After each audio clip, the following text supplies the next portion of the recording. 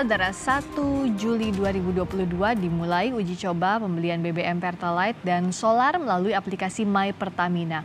Pertamina ingin penyaluran BBM subsidi diberikan kepada warga yang berhak menerima dan tepat sasaran.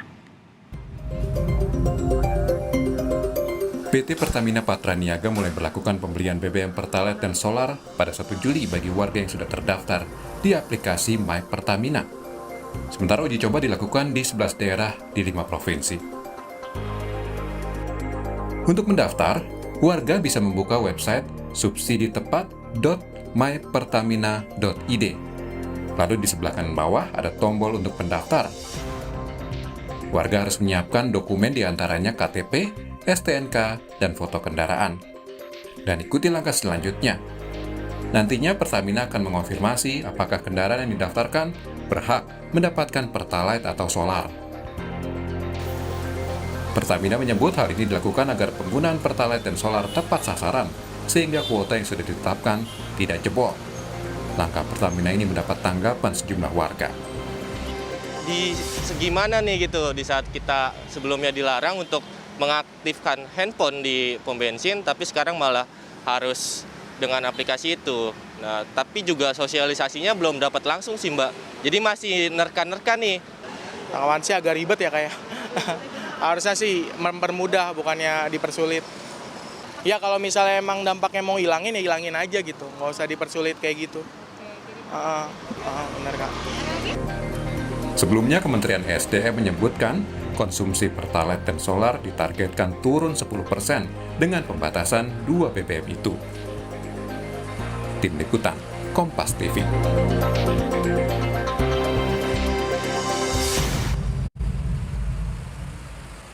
Pembelian Pertalite dan solar lewat aplikasi sudah mendapat persetujuan DPR. Lalu efektifkah langkah ini agar penggunaan BBM subsidi tepat sasaran? Kita bahas bersama Corporate Secretary PT Pertamina Patraniaga Irto Ginting dan pengamat kebijakan publik Agus Pambagio, juga Wakil Ketua Komisi 7 DPR Edi Suparno. Selamat sore Bapak-Bapak, sehat ya? Selamat sore, alhamdulillah sehat. Alhamdulillah, terima kasih sudah bergabung. Kalau dari Pertamina ke Mas Irto, tujuan pembelian Pertalite pakai aplikasi My Pertamina ini singkat saja sederhananya untuk masyarakat? Oke, mungkin di latar belakangnya dulu ya Mbak Rizka, bagaimana subsidi yang sedemikian besar dan kami sebagai penyalur solar dan Pertalite harus menjaga agar itu bisa tepat sasaran. Nah yang kedua, tadi ini mungkin judulnya perlu diluruskan Mbak Rizka. Oke. Nah ditulis itu 1 Juli beli Pertalite harus pakai aplikasi My Pertamina. Jadi kami luruskan bahwa per 1 Juli itu adalah masa kita memulai untuk pendaftaran.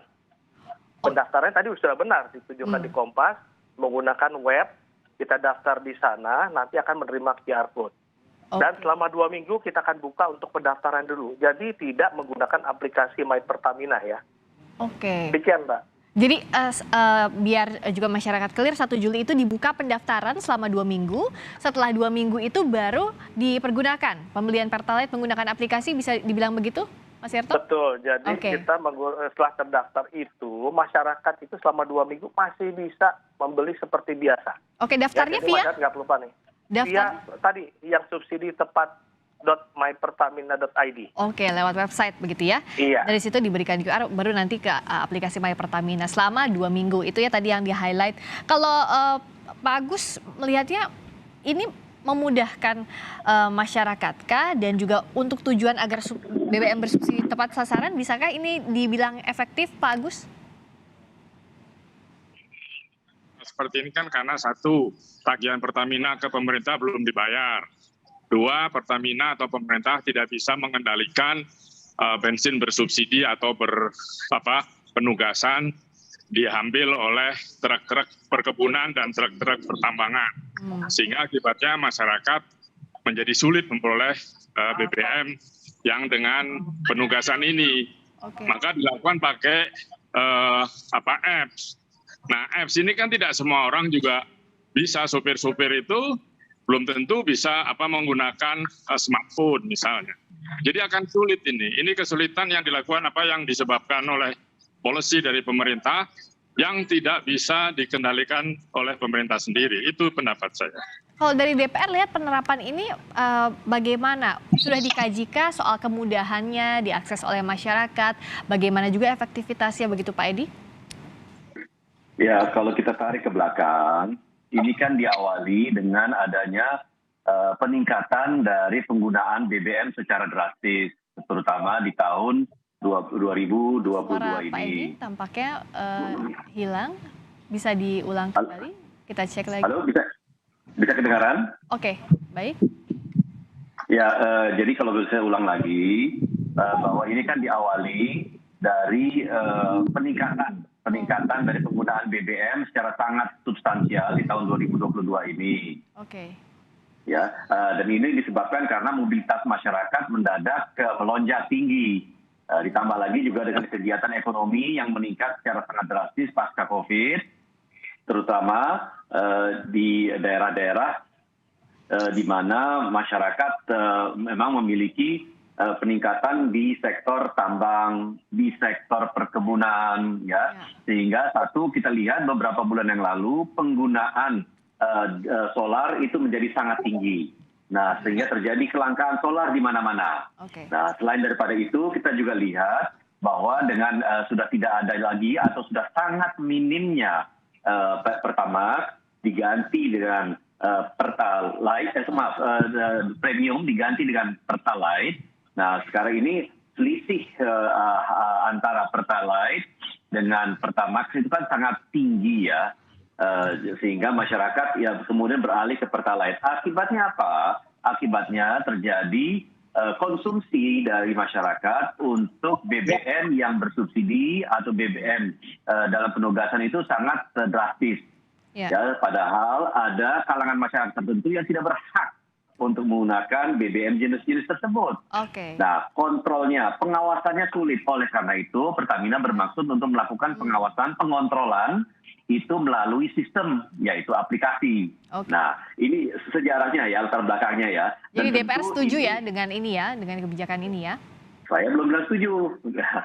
Ya, saya hanya menjelaskan latar belakangnya saja. Nah, kalau DPR? Tetapi pada prinsipnya begini, kalau memang ada sistem untuk mengontrol agar BBM ini dipergunakan sesuai dengan penggunaannya, sesuai dengan mereka-mereka berhak menggunakannya, memang kita setuju, kita dukung. Supaya apa? Supaya subsidinya itu tidak membengkak. Kasihan juga pemerintah harus menanggung subsidi begitu besar. Nah, tetapi sekarang sistem yang kita pergunakan untuk melakukan kontrol itu, nah itu kan yang menjadi permasalahan kedua. Nah, apakah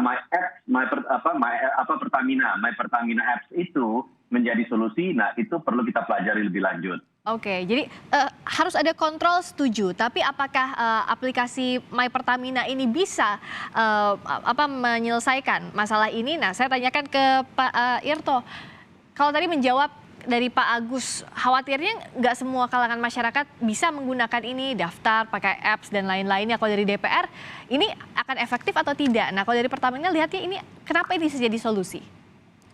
Baik, sekali lagi memang terima kasih Pak Edi ya tadi. Kita memang harus mengontrolnya secara digital ya. Kalau pengawasan secara manual ini memang sulit. Nah, kita mendaftarnya tadi di subsidi tepat mypertamina.id. Jadi semua orang bisa mendaftar di sana. Nah, kalau yang tidak punya handphone seperti apa? Kita akan bantu di klinik-klinik yang kita siapkan di SPBU. Kita coba lihat dulu, Mbak. Kita coba lihat progres di dalam 2 minggu ini.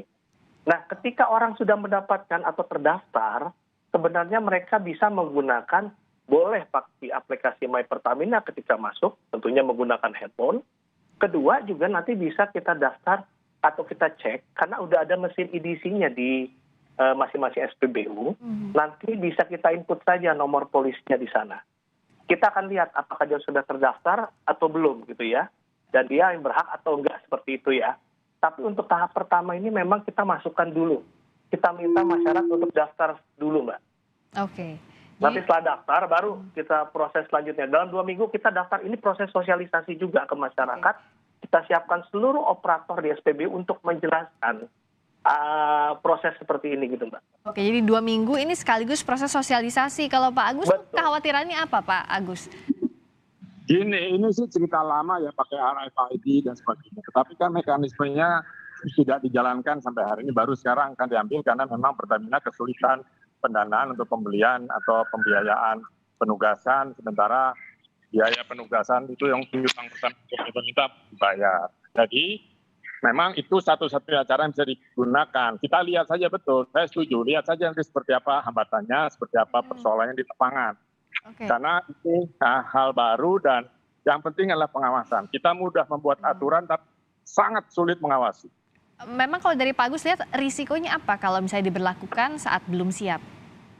Ya pasti akan ada keributan di SPBU kan, karena loh saya ini mau beli kan semua orang ini kan belum semua orang paham.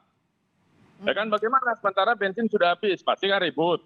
Nah itu Pertamina harus punya exit clause-nya bagaimana supaya bisa itu tidak terjadi.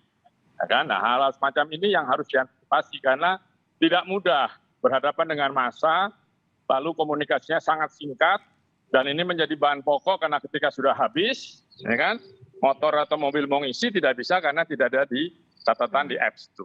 Itu saja. Oh, Pak Edi, jadi agar pengawasannya baik, termasuk kalau tadi Pak Irto kan bilang 2 minggu ini masih masa sosialisasi, artinya masa inilah yang harus dimanfaatkan dengan baik kalau memang kebijakan ini akan diberlakukan dalam jangka panjang. DPR lihatnya seperti apa? Ya, kalau kita bicara sosialisasi itu suatu keharusan, ya. Dan menurut saya jangan dibatasi 2 minggu. Mungkin perlu diperpanjang ya untuk memastikan bahwa nanti penerapan di lapangan itu tidak tersendat-sendat, tidak mengalami kendala.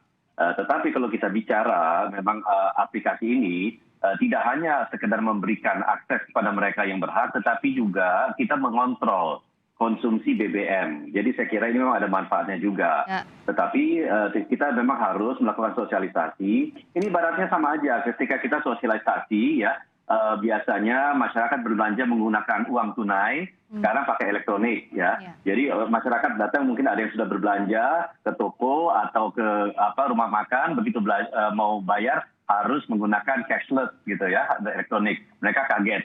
Nah ini bagian dari sosialisasi, saya kira tidak berbeda. Tetapi kalau kita bicara pengawasan, dari awal kami sudah sampaikan di DPR bahwa pengawasan itu kan bentuknya tidak hanya melalui aplikasi saja. Tetapi pengawasan itu juga bisa dilakukan melalui digitalisasi SPBU yang sudah dilakukan. Bisa juga dilakukan pengawasan fisik di lapangan ya, dengan menempatkan misalnya aparat penegak hukum di lapangan. Tetapi memang itu secara fisik itu memang membutuhkan aparat penegak hukum yang dalam jumlah besar ya, karena jumlah SPBU mungkin ada 8.000 yang memang harus dijaga dan itu kan mission almost impossible gitu ya.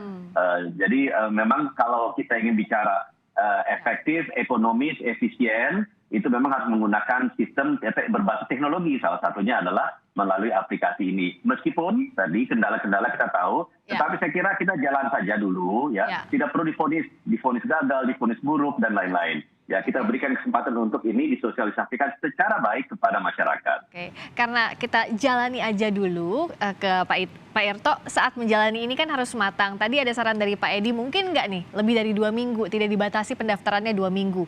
Termasuk tadi kata Pak Agus, jangan sampai ada kericuhan di lapangan kalau nanti misalnya masyarakat bingung begitu dengan kebijakan barunya. Oke, baik, terima kasih. Jadi kembali tadi, kalau saya bicara 2 minggu ini, nanti kita akan efektifkan penggunaan QR Code-nya setelah 2 minggu. Tapi namanya sosialisasi ini kita akan sampaikan secara terus-menerus, Mbak. Ya, karena namanya orang mendaftar, ada mobil baru dan lain-lain, juga tentunya akan mendaftar.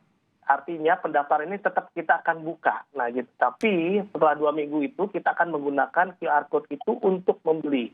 Ya, jadi untuk membeli itu silakan yang punya QR Code. Ya seperti kata Pak Edi tadi, kita pakai sistem teknologi ini, silakan bisa. Dan sebenarnya ini kan sudah jalan proses kurang lebihnya ya, untuk pembelian solar, itu kita sudah pencatatan manual. Jadi siapa yang membeli, kita catat namanya, kita catat nomor polisinya dan nomor handphonenya. Jadi prosesnya sebenarnya akan mirip seperti itu. Cuman kita akan digitalize dengan data-database yang sudah nanti kita bangun dari masyarakat yang mendaftar itu. Ya mudah-mudahan masyarakat yang tidak membutuhkan BBM subsidi tidak ikut mendaftar ya Mbak Besta ya. Karena kita dorong itu juga ya Pak Edi, bahwa masyarakat yang mampu atau kendaraannya harus menggunakan BBM non subsidi, kita arahkan ke sana. Jangan membeli BBM subsidi untuk masyarakat yang membutuhkan.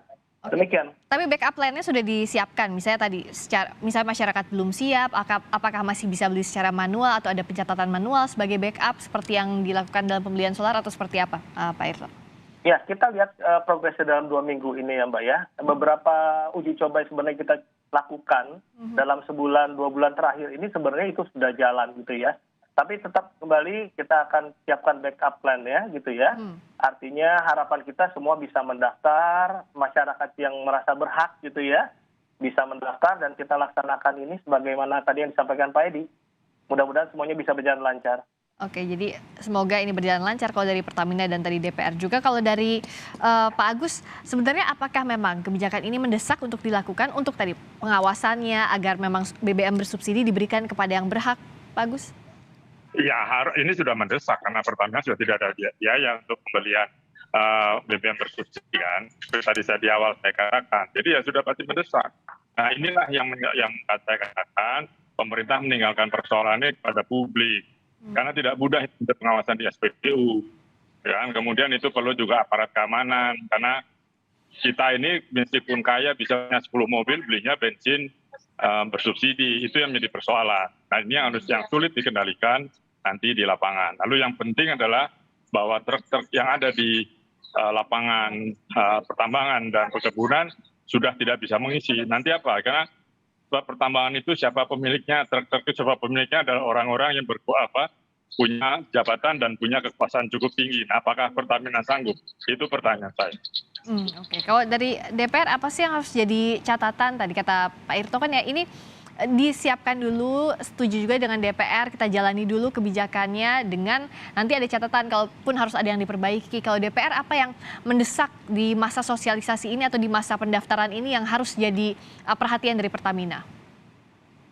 Ya, gunakan seluruh kanal yang bisa diakses oleh publik untuk melakukan sosialisasi ini.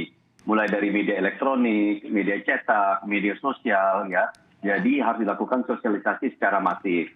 Sosialisasi tidak hanya sekedar penggunaan dari apps My Pertamina saja, tetapi saya kira juga perlu dilakukan sosialisasi yang memberikan pelajaran kepada masyarakat agar mereka yang tidak berhak membeli, mengkonsumsi BBM bersubsidi jangan membeli, ya. Jangan sampai nanti kita melihat mobilnya bagus, ya. Yang duduk di mobil itu keren, pakai dasi, pakai jas. Tapi begitu ngisi bensin isinya Pertalite, gitu. Ya mestinya kan malu seperti itu. Nah jadi saya kira kampanye awas kamu kalau isi itu nanti kamu memalukan. Nah itu kan suatu hal yang menurut saya juga pantas disosialisasikan supaya masyarakat juga menyadari bahwa mereka itu yang berhak menerima subsidi adalah mereka yang betul-betul butuh, bukan mereka yang justru punya mobil banyak, punya kemampuan untuk membeli yang non subsidi. Kalau dari Pertamina, seluruh SPBU-nya sudah siap untuk kebijakan baru ini, Pak Irto? Di 11 kota yang kita siapkan, seluruh SPBU sudah siap. Ya, jadi secara sistem kita sudah siapkan, mesin edisinya juga sudah siap gitu ya. Dan mudah-mudahan ya tadi untuk proses pendaftarannya masyarakat bisa ikut serta di sana, khususnya masyarakat yang benar-benar berhak akan BBM subsidi. Sudah seperti kata Pak Agus tadi, kalau yang tidak berhak, seyogianya tidak perlu mendaftar di sana. Oke, singkat-singkat saja masing-masing. Saya dari Pak Agus dulu, apa yang bisa masyarakat awasi dalam proses ini dan apa yang diharapkan masyarakat dari kebijakan ini, Pak Agus? Pak Agus? Oke, saya ke Pak. Halo. Ya, silakan Pak Agus. Masyarakat harus sadar bahwa yang membeli bensin bersubsidi adalah masyarakat yang tidak mampu kendaraan umum dan sebagainya. Punya mobil harus bisa mengisi BBM-nya. Persoalannya adalah bagaimana pelaksanaan di lapangan. Nanti kita tunggu saja. Nanti dari Pertamina seperti apa, dari aparat seperti apa. Itu saja dari saya. Oke, Pak Edi silakan.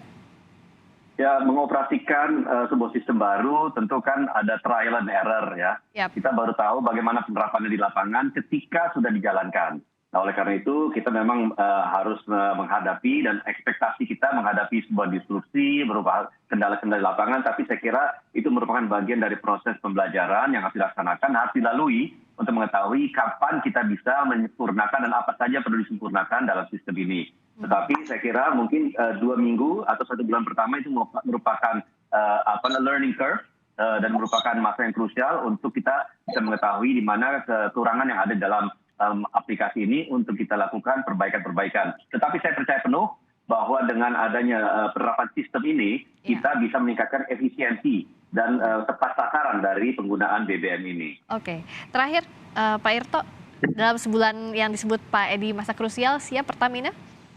Kami siap untuk menjalankan itu, kami siap menjalankan sosialisasi, kami siap untuk menyiapkan sistem, dan kami Pertamina Patraniaga sebagai badan usaha yang menjual Pertalite dan solar, kami akan berkomitmen untuk menyalurkan ini tepat sasaran dan tepat kuota dalam menyalurkan BBM yang disubsidi pemerintah.